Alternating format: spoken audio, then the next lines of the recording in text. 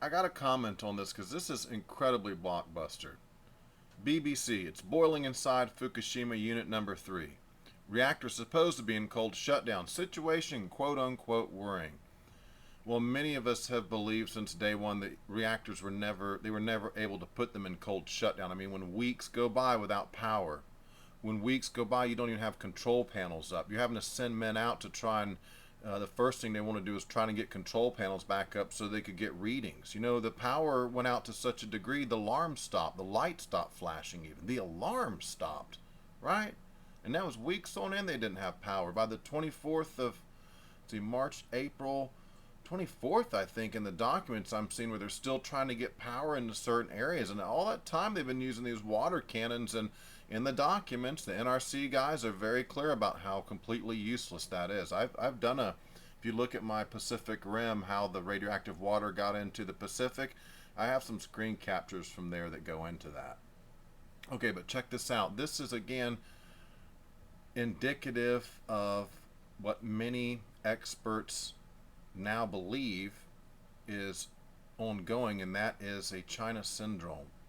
How many of them I could not tell you for certain, but the possibility exists that there are 4, and that would include the fuel from number 4, which I have seen plenty of evidence that it went without water for a long period of time, long enough for that stuff to get hot, reach temperature, and melt through and sublimate through. And indeed there were conversations about it sublimating through the concrete down into the torus. Now let me just read what you got here, and that'll be the end of this short video.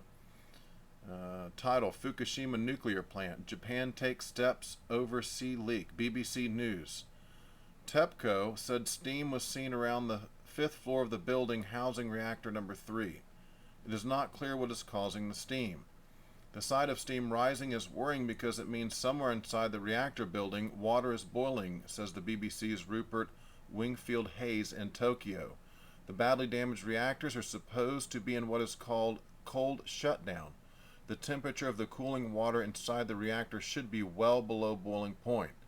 It is another sign that TEPCO still does not fully know what is going on inside the damaged reactors. Well, that last little bit's going to be your disinformation and propaganda. They know exactly what's going on in there, and the corium blobs have melted down into the ground, and now you have like these lava tubes, and as it reaches pockets of water or whatever in the mud rock, it's going to have a heck of a source term coming off of it. You have steam coming up through that cavity, those glass tubes, and that's what you're going to see coming out. Now they can't come out and say that because, again, you don't want to panic the world, right?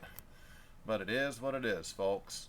And again, as I always say, check the comments in here on E&E News, because that's where the real good information comes in. I haven't read through them yet. I'll leave it to you guys. Just quickly want to get this out, that Unit 3, that's the one with MOX fuel. It's never stabilized. They've never stabilized them. They never got to cold shutdown, is what many of us are saying and have been saying it for some time. So that covers it. Over and out.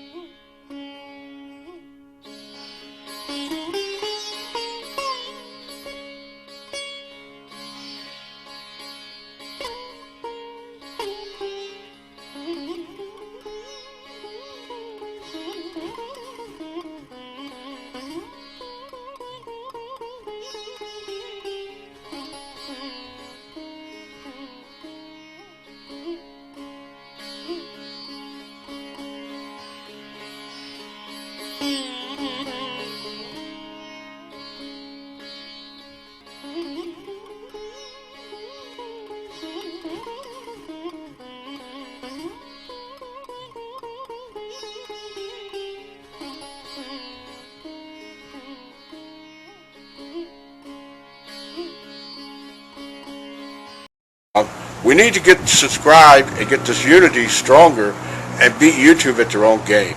Okay, that's what this is about. Like I say, go to the Remix button, hit the Remix button.